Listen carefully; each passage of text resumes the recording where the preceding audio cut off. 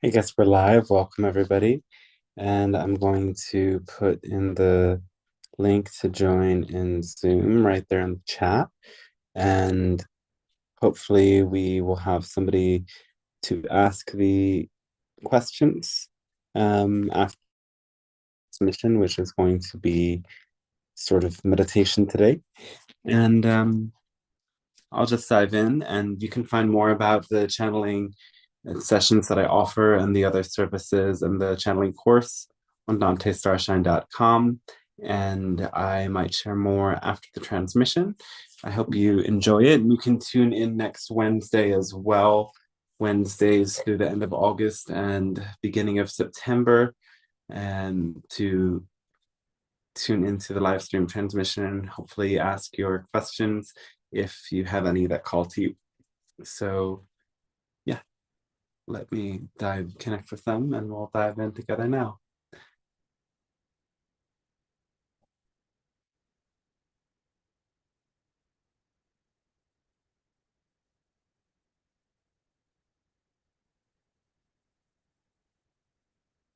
Hello, and we do say a fantastic day to all of you.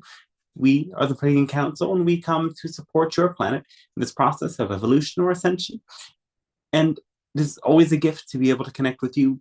We will share our information and a message to inspire you, of course. Though today we would like to begin with a meditation, followed with some comments, and then any of the questions or inquiries you would like to pose to us at this time.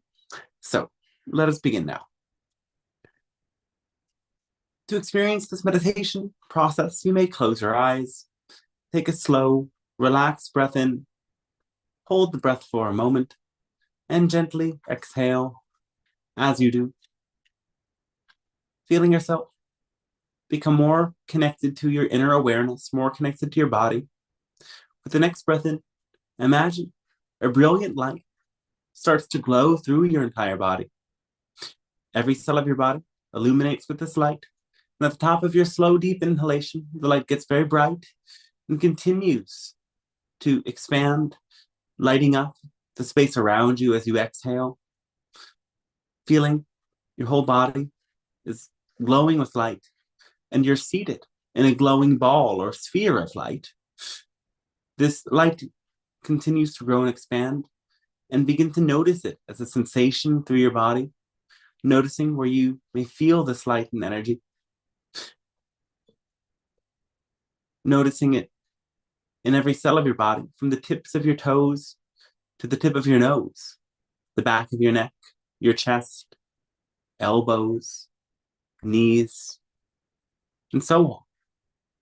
Noticing all of the different parts of your body at once that light up with this energy.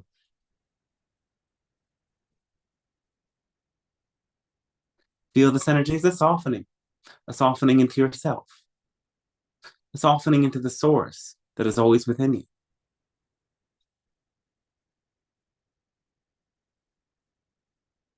And perhaps as you continue to connect with this energy that flows through your being, it morphs and shifts in particular ways. The colors change and shift, shapes or images present themselves within your own aura, according to whatever is alive within your own imagination at this time.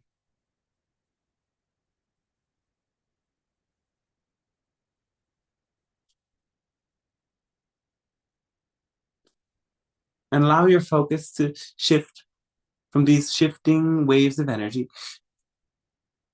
into your own center. And we want you to imagine a brilliant room of your own making, of your own liking, where you will come to meet what we call your inner cast of characters, different shapes and faces of you. We're going to ask you to recall specific moments and allow the person that you were in that moment to appear in the room before you. And first, we would like to invite you to remember a moment in which you felt absolutely calm, completely zen, completely relaxed, at peace. Remember what that moment was, and Imagine how you felt in that moment, first of all. Connect with that feeling of peace.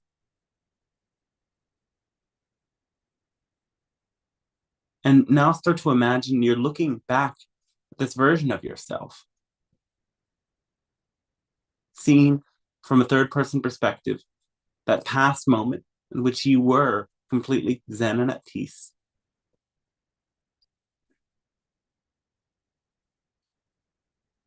Imagine this version of you appearing in this room within you, where you may come to meet more characters, more versions of yourself, one by one. See how this completely peaceful version of you finds the space, how they position themselves. And now we ask you to connect with another past version of you. Imagine a moment in which you were ecstatically, rapturously happy, joyful. Imagine a time in which you felt such a great and insurmountable joy.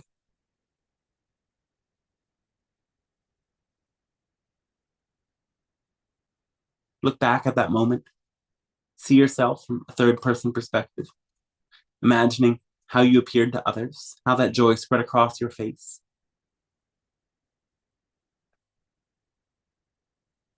And now again, imagine this very happy, joyous version of you in the same room with a very peaceful, calm version of yourself.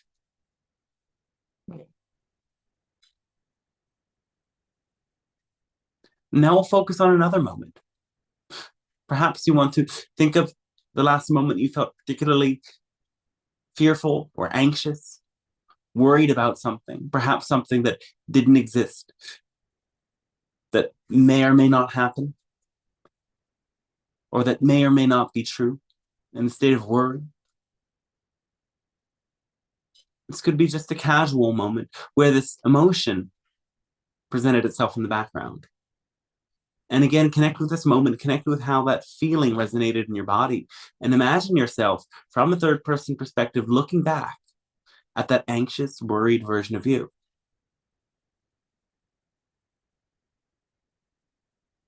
And see that version of yourself teleported into this mysterious room where there sits a very peaceful, calm version of you, a very exuberantly happy version of you, and now an anxious or fearful version of you who's worried. And allow them to notice each other. And now we want you to imagine a time that you got very angry or stressed, frustrated, perhaps. A recent moment, your last big stressor, a moment when you caught yourself letting anger get the best of you for a moment.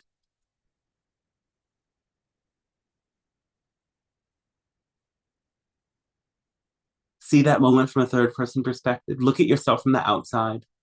Perhaps you see yourself furrowing your brow, your face reddening. Connect with that version of you and imagine them as well in this mysterious room with a very calm version of you, a very happy version of you, a worried or anxious version of you, and now a frustrated or angry version of you.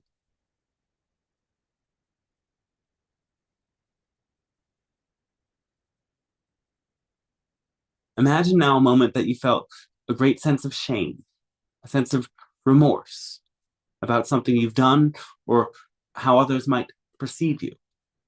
That moment you felt as if you wanted to hide, turn away.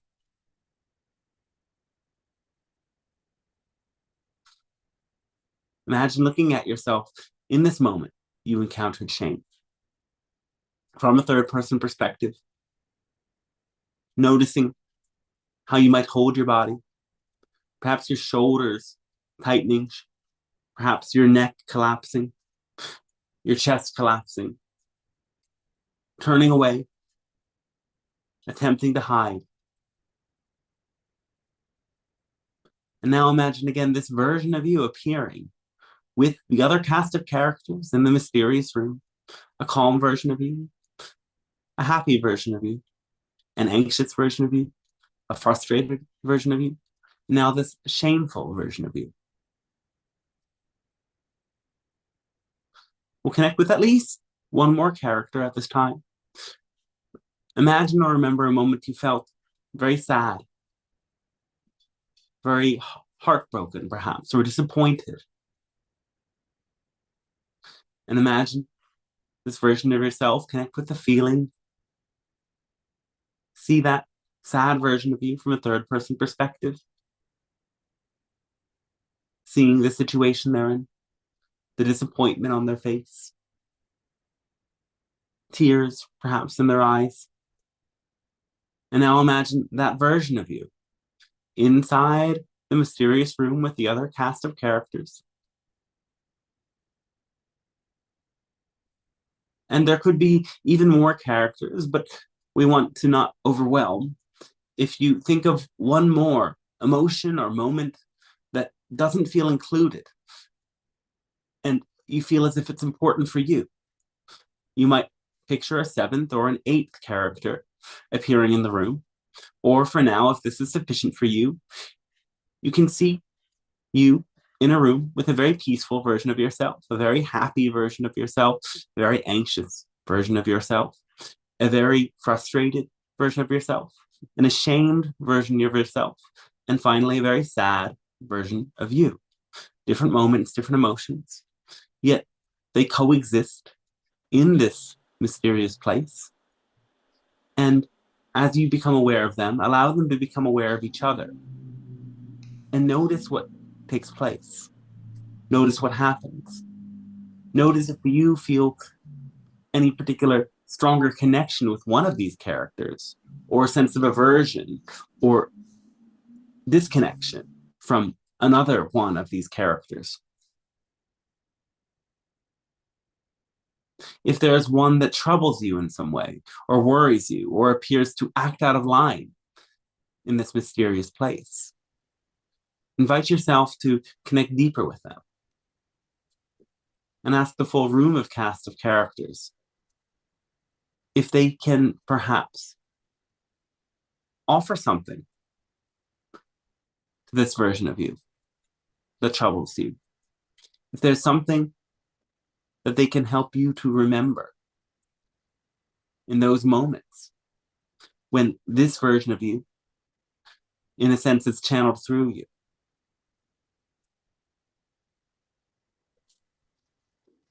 How can you channel the energy of this particular frequency in a more harmonious way without being overwhelmed by this energy, this emotion? Perhaps you ask this character in front of you, what do you believe? What do you already know is true? And perhaps you take a moment to question those beliefs, to question those assumptions, to invite this character to be a little more open, a little bit more willing to the support of the whole crew.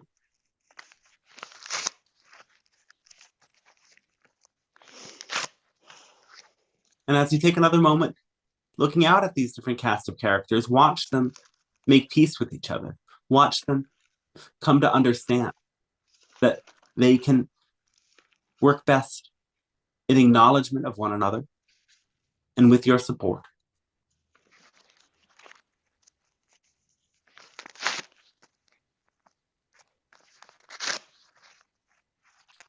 And notice that all of these different beings are a part of you, yet they work at the same time independently. You can identify them. You can connect with them and get to know them in this way. Know that this inner conference room, or this mysterious place, is a way that you can use your own imagination to get to know parts of yourself. And so take a moment to allow this experience, this brief meditation to integrate, knowing that you may return to this mysterious place to get to know these or any other characters that exist within you. And now we can, yes, elaborate a little bit before we get to any of your questions if you would like to ask them. Yes. So a process we've just done is something that allows you to connect with what many call parts. They are parts of your psyche. And it is not just a metaphor. It is actually true that, yes, different parts of your brain hold different belief systems. And so when one of these belief systems or net of neural pathways becomes activated, a different part, literally, within your brain predominates. It becomes energized. It becomes predominant, yes, you could say. And sometimes in that state, the other parts of you that live in other parts of your brain can't be accessed. They're out of reach because you get, in a sense, fully possessed by the beliefs and attitudes of that particular part, often because of an external trigger that invites that part to take over, you could say. Yet, by doing processes like this, you get to meet the different parts within you and help them become more connected. You get to, in that sense, steer the ship more, knowing that these different states of consciousness can be navigated between if you choose to learn how to connect with each of them and understand their ways and undo some of the rigid beliefs that keep you stuck in each one of them. And so this sort of a process is a way to make all of those different parts within you that sometimes don't meet and different parts of your brain that often don't work together get to know each other. And different sorts of experiences that create this interconnected energy within you are key in helping you to become more whole and more in control of your own experience, you could say. Yes, practices like yoga and movement for your body help work different parts of your brain, as do what you might consider shamanic practices, and practices like we've just done that engage visualization, practices of meditation, and anything creative that allows you to lose your sense of self in the creative act, in the joy of creating or singing or drawing or speaking or anything of the sort. All of this allows your whole brain, yes, to come online. And it's the variety of different practices used together that brings you to be even more connected. And so we encourage you to become in that way deeply connected. And also in this process, get to know the different parts that exist within you. If you ever find yourself challenged by one of your own reactions, personify your reaction and imagine you could speak to yourself in that moment.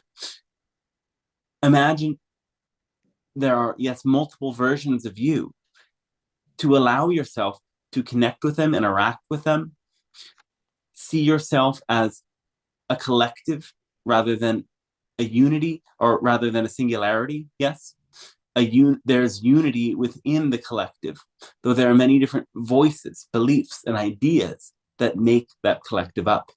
And as you get to know them individually, you can harness their power together and also help them improve and help them release some of the fear-based and limited perspectives. For again, yes, once you see things from many different perspectives and you see the whole picture, a lot of the fear falls away because you recognize there was really nothing to be afraid about. So this always goes in conjunction with our greatest offering to all of you, to live by your own heart, to let love guide you, to, yes, act on your highest passion and excitement all of the time to the best of your ability without insisting on particular outcomes, without being attached to your expectations, yet nonetheless having radiant and joyous and hopeful expectations, and always work diligently to make them become realities. Thus, we would love to support you. If you have any questions or comments for us, you may begin whenever you would like.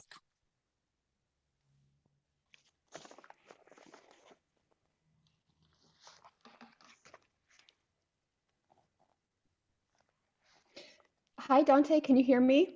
Yes. Hello, hello. Hello. Um, could, would you like me to read any questions from YouTube? Yes, unless you have a particular question yourself, that would also do well. Okay, I always have questions All here. right. What Dante, can you hear me? Yes. Whoops, let me turn off my volume. Okay. Um, the first one is, instead of following random thoughts, is it good to focus on things that come naturally during meditation, such as energy body sensations, pineal gland sensations, and high frequency sounds, or things we see in our third eye? What happens when we focus on these spontaneous sensations? It's always important to That's a remain lot. aware of everything you experience in meditation. Though focus on and remain aware of are a little bit different. The focus on is to allow that to be the complete absorption of your awareness. And this can be helpful at times. For example, there could be a meditation where you entirely focus on expanding the third eye and all of the awareness in your being is focused on that place. Nonetheless, as you focus on your third eye, you might still be aware of different sensations in different parts of your body. And you should not suppress any of those sensations to focus on your third eye, though you must also allow them to be present and not let them ultimately distract you from the core of your meditation focus, in this case, being the third eye. Though that is a particular meditation, we wouldn't suggest it to everyone. A very helpful and important meditation to become well versed in and experienced in is the focus on the breath, because the breath is your core connection to life itself. It is your most immediate need, and it's your most direct connection to the source in that way. And so, by meditating on the breath and remaining aware of all of the sensations that move through your body, all of the images that present themselves, all of the thoughts that arise, yet nonetheless keeping the focus with the breath, is a great practice to develop that deep focus. And as you develop focus, you can direct the focus to anything that really suits you. That could be focusing to have a more complex visual pathway, having deeper visualizations or dream experiences when you do such practices. Though, yes, in order to really have those clear experiences, you need to have a focus. And the focus of every meditation should be very clear when you begin it. You should maintain that focus and not sort of drift freely and see what happens. Yes, that's in a way part of it, that different things arise every time you meditate.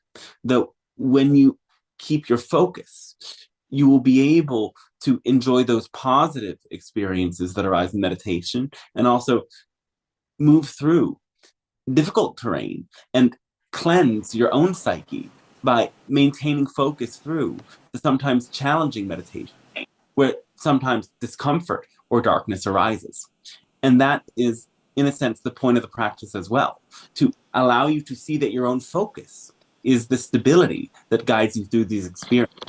And again, yes, as we said, the breath is one of the key things that you may focus upon, because whenever a challenging experience arises, your awareness of the breath and your use of the breath is one of the clearest and fastest ways to bring you to the other side of that experience. Now, yes, of course, we will say another thing to this particular question is that sometimes you might be having a spiritual, moving experience that arises spontaneously, or when you're engaging in a different sort of permission slip that isn't necessarily about focus in the way that what we consider meditation is about. And in these experiences, it's great to allow yourself to fully feel these wondrous sensations, the wondrous visions. Allow yourself to be completely absorbed in them, experiencing them as deeply as you can. And your ability to experience the pleasant sensations and visions and dreams is actually very much connected with your ability to navigate the ones that might be challenging. When you allow yourself to push yourself through the challenges that arise in your meditation and in your life, you can more deeply let in the light and the love and the joy that is your soul's very nature.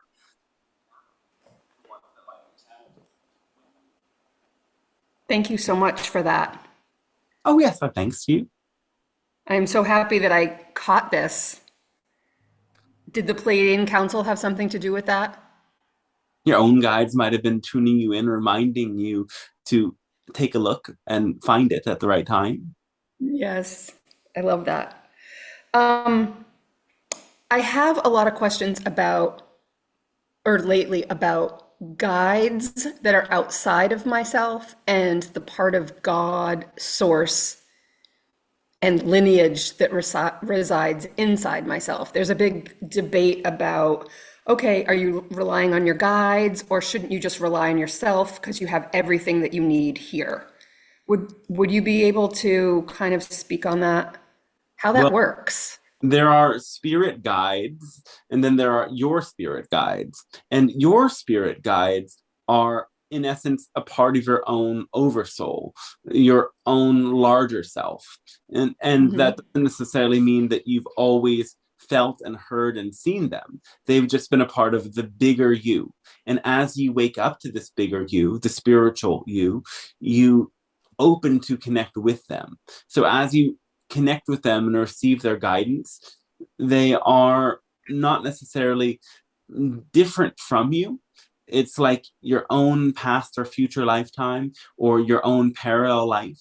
It is something, they are something rather deeply connected to you at a soul level. And so you can learn to trust them and rely on them. And yes, your connection with guides sometimes starts out small, like visions and messages that might appear as blurred or faint at first. And with time, your own natural psychic gifts open. And again, these psychic gifts are different depending on each and every person. Now, there are also other guides, there are other spirits that are out there. And they are not necessarily intrinsic to your own soul. The land has its own spirits, and natural features like mountains and rivers and springs all have spirits connected with them. And also, you interact with the spirit guides of other people all the time. There are also beings like gods, deities, and even different sorts of nature spirits like fairies that do exist and are out there, and they're very varied. And so we would say, yes, it's important to be aware of them and you may connect with them. And of course, don't necessarily rely on the outer spirits, but connect with them and perhaps exchange with them to gain and to grow. And know that at an ultimate level, all of the spirits are one. And that doesn't mean because they are one, there isn't a vast variety, and that all spirits that exist out there are good for you to connect with. Though, whatever journey you embark on, remember, it leads you back to the one. And when you do connect with your own spirit guides and the benevolent spirits around you that may support you, it will lead you back to the one. Thank you so much. That was so wonderful. I've got another question about Bashar said that if I change myself, my versions of others will also change. So if I change myself, would it be possible for my version of my mother to have the same appearance but a different soul? Yes, but maybe not in the way the person who wrote that question thinks about it at this time. So let us explain. You are all having a deep effect on each other all of the time. It has to do with your own beliefs, and yes, the emotions and frequencies those beliefs emanate. And your consciousness is informing other people as to what those frequencies and energies are. And so, in subtle ways, people pick up those frequencies. They often mirror them back to you. Everybody has their own extent to which they pick up energies from others and mirror them. For some very empathic souls, the way that their personality shifts to match those they're around is drastic. For some more, we might say, less sensitive or dull souls, the shift is not as big, but it always happens. And so when you change yourself, the energy that you emanate changes, and the energy that is reflected back to you in others changes a lot as well. And again, as we've said, because some people are more empathic than others, You will notice changes in yourself more drastically in people who are very empathic. When you are going through a great positive change, you will find that the empathic people around you start to mirror that change in very profound ways. You will see the positive energy mirrored back to you in how they act. And so, yes, if you change yourself, your mother will change to match you as well. And we can also say that, for example, changes in yourself might not always seem positive in the others. For example, there are other sorts of people who might be more distorted in their beliefs, causing them to act in self-centered ways. And sometimes when you become more conscious and you have healthier boundaries, those people don't always react positive to it initially. And you will see that shift in them without sometimes having to say anything, because that's their way of sort of attempting to bring you back into the frequency that they were allowed to dominate you or take energy from you. And so you have to also celebrate these things as sometimes a positive sign that your energy is changing. And know that when you stabilize at a frequency, those sorts of people will also change and their initial reaction will die down a bit, but it doesn't always mean that you will have the same connection with them. Interesting. And so, when this person said, the version of my mother will have the same appearance but a different soul, their soul is never, I mean, you can't change a soul. I just want to address Well, that. we sort of walked around that question to give a little lesson that was related to it, back to that face changing thing. Okay. Of course, in a certain way, when you change frequencies, your expression changes, like the way your facial muscles hold a certain emotional expression change. But it takes a very big sort of quantum jump to have a physical change of face. And yes, this sometimes does happen, though it isn't always immediate. Sometimes the shifts in a facial appearance have to do with a frequency that you hold for a period of time. And yes, it's true, as people become healthier, more connected, more loving, they will age slower and there will be more of a radiance that appears in their face, though it won't ultimately change the facial structure very quickly or at all in many cases. Thank you. I'm gonna have to go back and listen to that. That was fascinating. Was there ever a time that people lived for 600 years or so? Are those fables, or is that true? Like Well, Jesus' grandmother, Anna, that for kind of example. metaphorical in that they had a different sense of what time in a year was, though in sort of golden times, yes, species that were slightly different than humans, though humanoid, did live to be very old on your planet.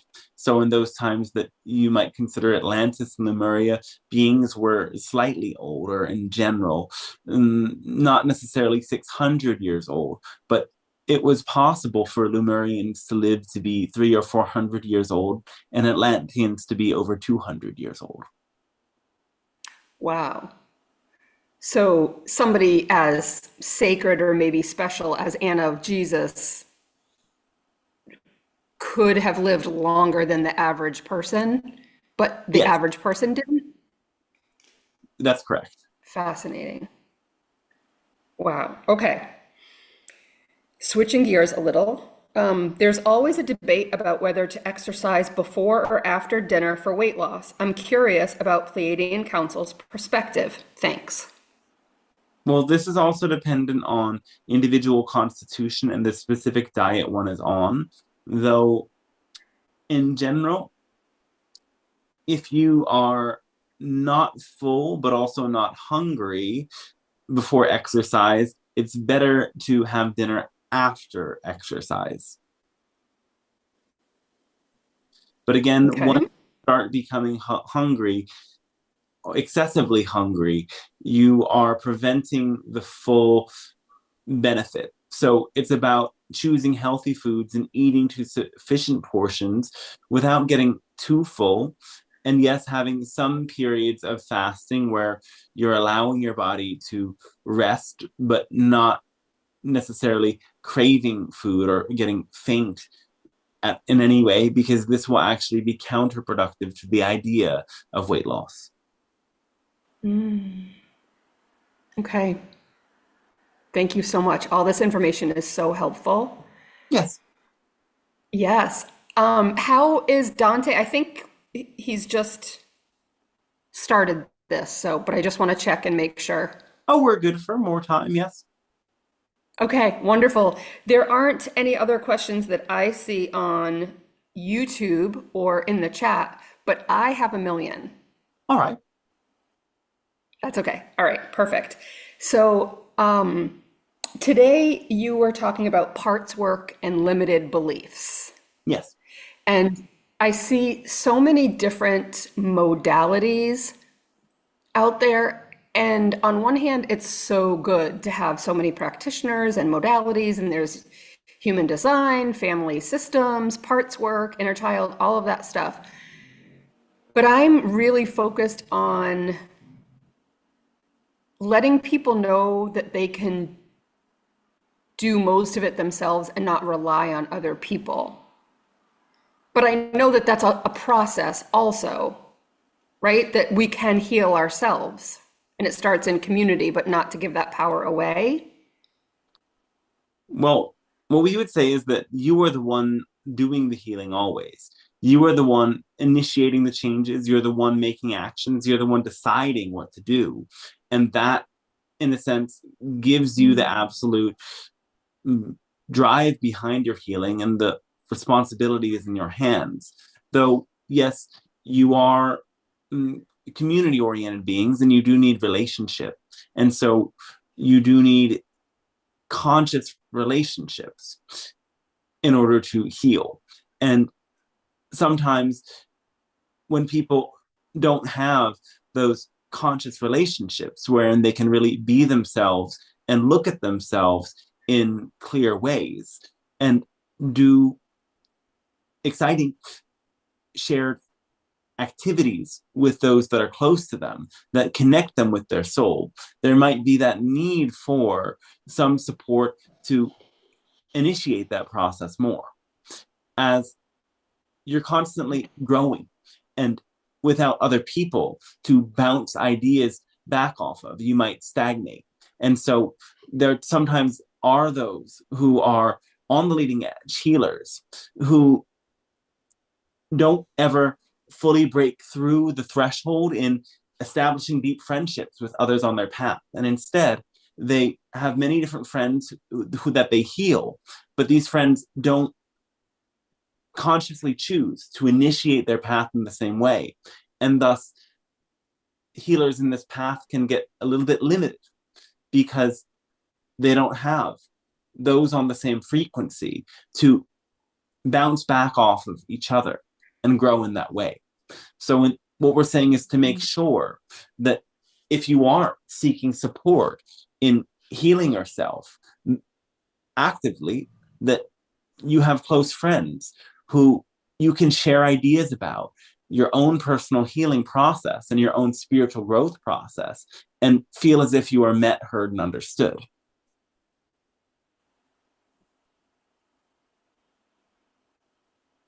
Met, heard, and understood. That is wonderful. I'm wondering about entities. So you're talking about community, you're talking about empaths, you're talking about these close relationships and mirroring and energy sharing and how we change each other just by being near each other and sharing energies. And I wonder if you could talk about dark energies, what we call entities in our world these days.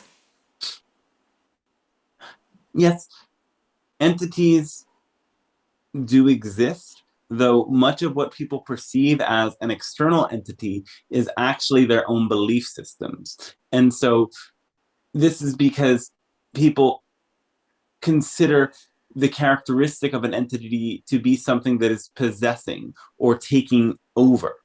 And your own belief systems genuinely possess you or take you over at times. Like when you get into a certain mood, you are fully committed to that mood, and sometimes there's a frenzy behind it where you're not capable of thinking rationally.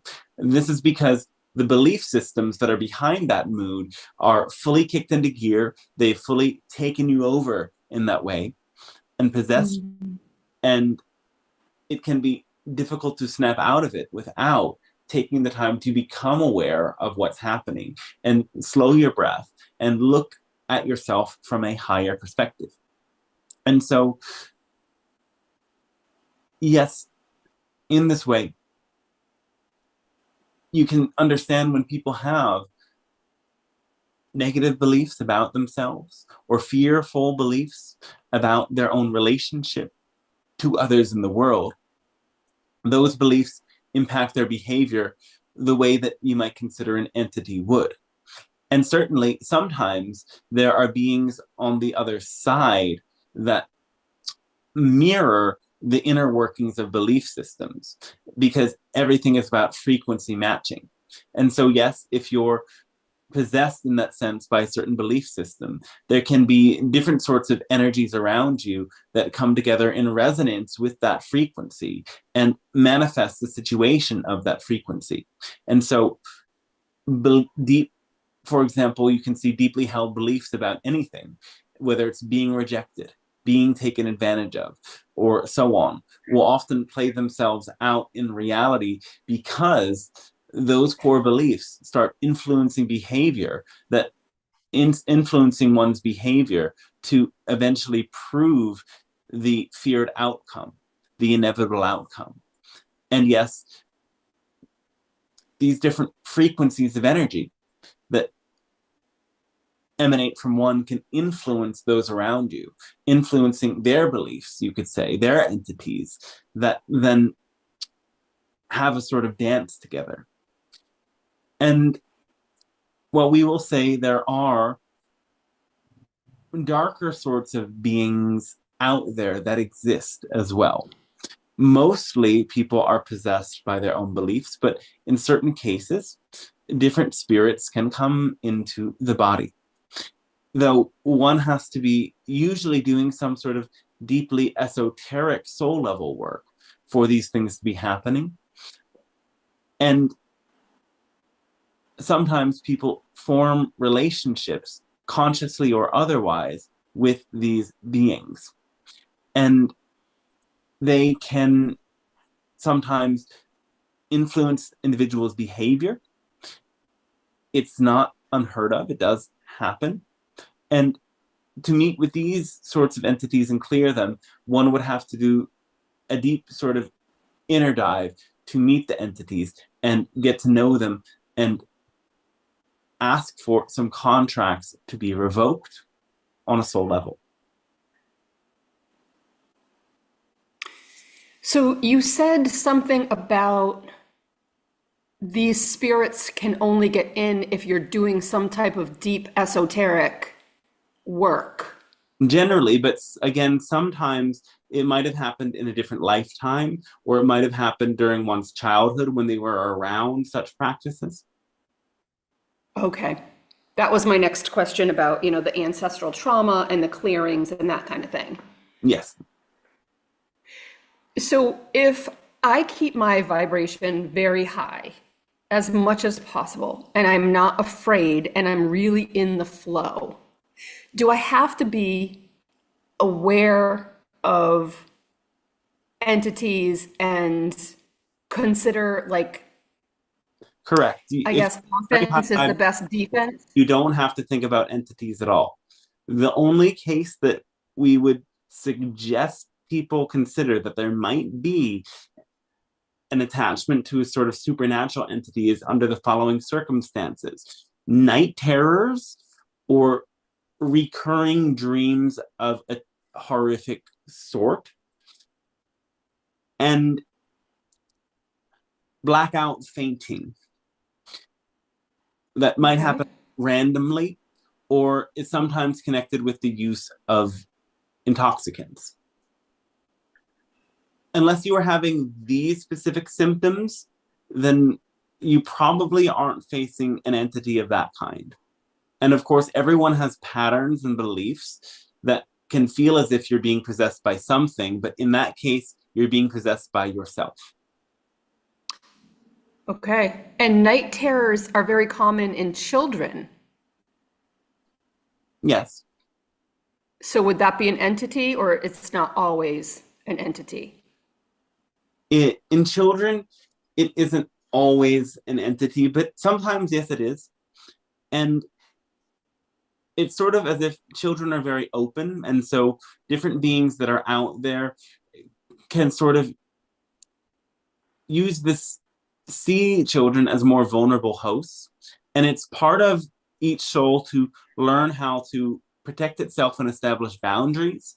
And children often do this through some frightening encounters on the astral planes that teach them, hopefully, that in the dream planes that they are actually in control and that they learn some ways to protect themselves. Often this training happens at a very unconscious level, though most people do go through it. Hmm. Okay. So we did have a question on YouTube about dreams, um, and they removed it. But since we're talking about dreams right now, night terrors and dreams, why do the entities show up in the dreams? Is that our subconscious, like telling us something is wrong? Yes, dreams are often revealing your own subconscious and they are showing you your inner workings. The emotions and themes that show up in dreams are often the sort of content that you are attempting to suppress or avoid, certain things that you are holding on to deeply, and they often point to attachments that you might need to look at. Though, yes, sometimes you will be able to see specific characters that are connecting with you on a spiritual plane in dreams. Mm, okay. So I consider myself a light worker, Yes, right? And have been told that I work in my dreams. I'm doing work on the other side in my dreams. So I yes. need more than the average bear, right? Are we all doing work in our dreams or only if you sign up for this? Like I signed up apparently to be a light worker. I want to do this. Well, in a sense, yes, everybody is working in their dreams. Not everybody is necessarily doing light work for the collective in their dreams, but they're doing their own sort of soul work. They are processing their own subconscious content in their dreams. And yes, if you move on, so to speak, from doing soul work on your own self in dreams, you might find that you have more dreams of a collective nature related to things like helping others, bettering the planet, or seeing things for other people or for the collective. Mm. Okay, can I keep going with my questions? Yes, we can answer one or so more, perhaps. Okay, there's no other, I don't think. But actually, this person that had a question about the dream was also talking about Stephen Greer. And I know he's big into disclosure and saying disclosure is going to happen soon Yes. or a big event is going to happen. Is that something that you can talk about today? Because I'm always curious. Yes, there are increasing probabilities for disclosure and for events of this nature. It is true that many events like sightings are frequent and are continuing to occur for those that do reach out to the other side and are open for those sorts of interactions. So protocols like what Greer offers is a great way to deepen in your own connection if that's something that excites you. And yes, the probabilities of disclosure of contact between worlds are increasing through your later 2020s and your 2030s. So stay on the lookout and stay attuned to that as your own frequency, as it is again dependent on how ready the collective is to make contact. That is so exciting. So many questions. I have questions about the moon. I have questions about underground civilizations. I have questions about grid work. Any one of those? Do you Whatever excites feel? at this time. Okay, the moon is coming to me. Was the moon placed at a certain time to stabilize our planet? No, the moon has been there for quite some time, since a very large meteor made impact and caused there to be some debris, some very large debris. And eventually, over erosion, over millions and so years, the moon became more spherical, as that is a natural outcome of such Mhm. an event. The moon does stabilize your world. And actually, there was another moon at one point that was destroyed. And so, yes, there is a sort of imbalance in that sense, in that the world used to have two moons, though you've quite well adjusted to this new reality with just one. Okay. Um, the moon is a reflector. What else does the moon do for humanity? We know more about the sun. Um, Well, the moon influences the tides of the waters, as you know. It makes mhm, the flow of the water is what it is, and so it's contributing to your life tremendously in this way. The gravitational pull it creates adds to the pulse of your life, and also at a subtle energetic level, the changing cycles of the moon impacts you very much in the way that the moon is sending energy in its light. And this light is, of course, a reflection of the light of the sun. And the sun connects to the collective soul of humanity and beings within this particular solar system. And so the reflected aspect or the subconscious aspect becomes activated with the moonlight. And thus, in the nighttime, when the moon's light is the strongest, you have the most access to your inner world and your subconscious. You have the most clear connection to the other side, and thus much ritual and ceremonial work is done in the nighttime to allow you to harness that energy. But then there's also the changes that the moon presents. The rising into fullness creates a psychic expansion within you, allowing you to gain insight, go deeper, and open doorways. And the waning cycle of the moon, where it becomes smaller and smaller, is like refining out the details. It's a deep release of energy that allows you to stabilize and come back to zero, you could speak. You could say yes. And also in this phase, as the light of the moon comes at later and later stages of the night, you could say there's increasingly deeper psychic activity taking place. It's going to deeper parts of your psyche, showing you deeper and sometimes more uncomfortable aspects of your psyche in this waning phase of the moon. And as you reset to the new moon, which really is the black moon, in that phase of complete absence of light, you can connect with the void, with the invisible even more. It's a very important point to call in protection, to connect with the ultimate void, the ending of all things, to make space for fertile new beginnings. And yes, when the moon returns to visibility, is the most powerful time to begin anything. And if you begin it with this time and carry it through to the next beginning phase of the moon, you really anchor something into your psyche in a deep way, as that period of the month is a very influential time in terms of psychic work. And holding a focus or building a new pattern over the cycle of a moon is a great way to make something a part of you, you could say. So during the black moon, you said something about you should be protected and really go in. Are you talking about manifesting? Like be careful what you manifest, because this is a great time to manifest, and then you start it when the light comes back?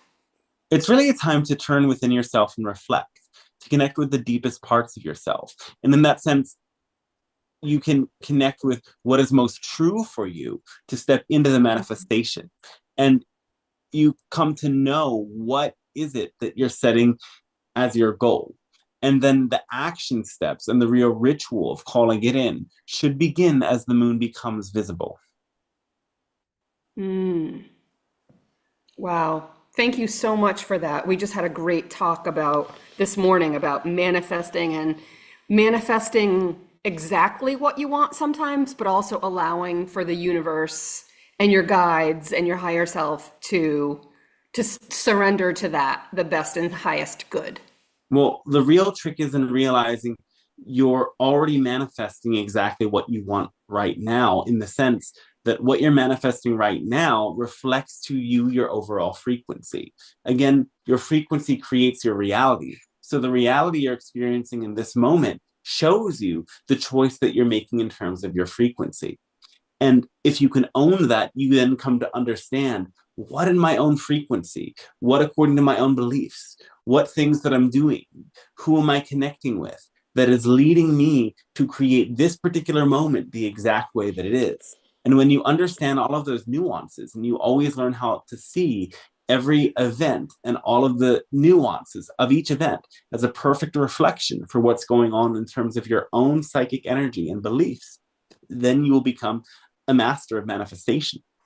And yes, the more you do this, the more you will appreciate the uncanny and magical nature of the universe. And with your connection to the universe in that way, you will feel the essence of unconditional love in all that you do.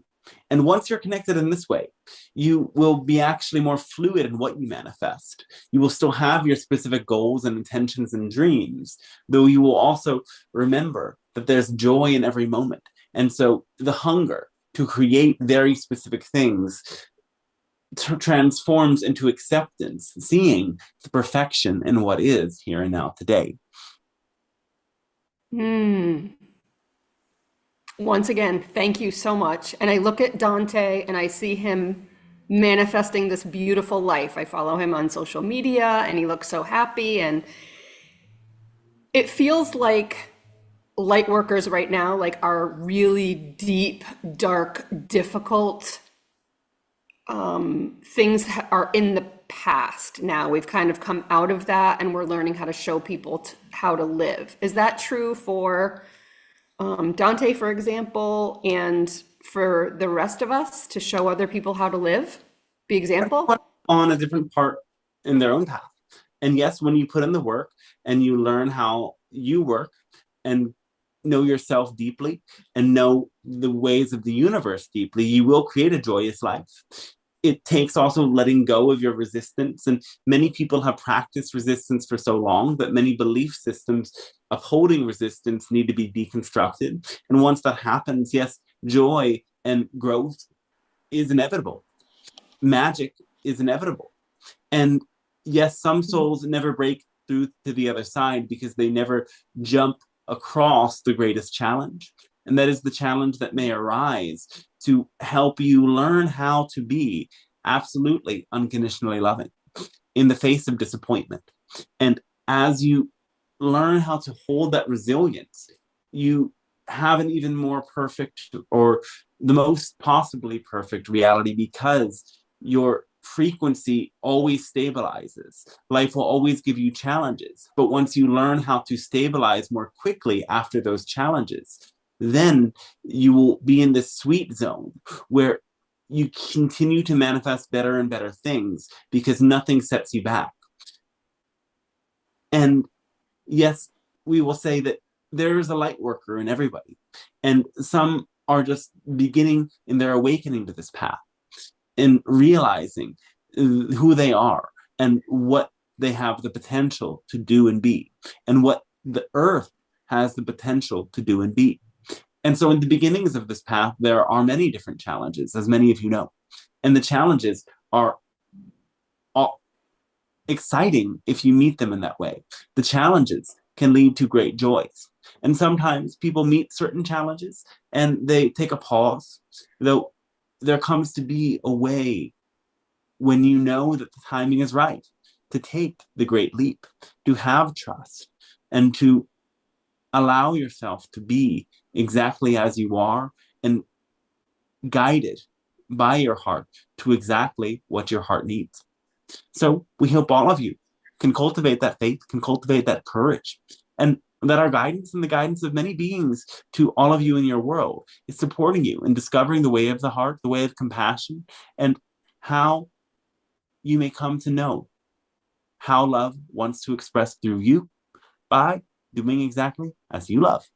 So our great thanks, our unconditional love to you, and we wish you a fantastic rest of your day. And we hope to connect with you all once again whenever you would like. Thank you so much, Dante and Pleiadian Council. Thank you. Oh, thank you. Yeah, wow. Thank you so much for helping today, Jody. It's great to have you. That was awesome. I thought it was like 1 o'clock at night or 1 in the morning. And so I just was like, oh, I'm not going to be able to see Dante or hop in. And then the notification came on. I was like, oh my God, I got to hop on. And then I saw that you needed somebody. I'm like, this is so perfect. Amazing. Oh, glad you could be here. And I don't know, does the time zone not show correctly? Maybe people are No, it's confused. just me. It's Oh, me. there we go. Oh, Yeah, it was just me. Definitely, definitely me. okay. So, Anyway, well, thanks for being here, and thanks everybody for watching as well. yes, awesome. Thank you, Dante. Yeah, you too. Good questions. I think good stuff today for sure. Oh, good. Because, yeah, I feel like, Interesting for people, I hope. yeah, I'm like, I have so many questions, like which ones, which ones? And so they're like, whatever turns you on, brings you greatest joy. So, like, I got a green light. Uh, Awesome. All yeah, right, I'm going to hop off. Thank you, Dante. you're welcome. Thanks for helping again today, and great to see you. Have a great day. You too. Bye. Bye, adios. So anyone else watching, if you want to dive deeper with your questions, if you have just as many questions, you can book a channeling session on dantestarshine.com. You can stay updated as to when the live streams are happening and when other offerings are available when you sign up for the email list right there. There's many other things here like the 3 channel books that I've shared and the channeling intuitive healing course for those who might want to learn how to channel or learn how to work with subtle energies, maybe do readings for others or distance healing. That's a class that you can tap into. And there's astrology readings, there's different things you can find here. I always like to share that and let people know. And of course, these sessions are done freely, though I always accept donations people want to share for the time I take to answer their questions during the sessions. If you have something to give back, and if not, that's great. But you can find information about that on the contact/book a session page and send me an email if you want to connect. And I hope I can help you diving deep into what's alive for you. A lot of the questions today were more general, though when I'm channeling, it's very intuitive and we can tap into more, perhaps your own personal beliefs or some of the more intense energies you might be holding that you need to work with. Um, Come to understand different situations in your life or why there's some patterns that you want to let go of and how to let go of them. I've been doing this for a while, and my path is informed by years of yoga and meditation practice, astrology. I work with different shamans, plant medicines, and many things come together. So, love to connect with others on these paths and love to be able to offer this to all of you. Thank you again for tuning in, and maybe I'll see you next Wednesday. And if you enjoyed this, always remember giving the video a little thumb, a little like, and sharing it to people who might resonate. Have a beautiful day, everyone, and I'll catch you next time.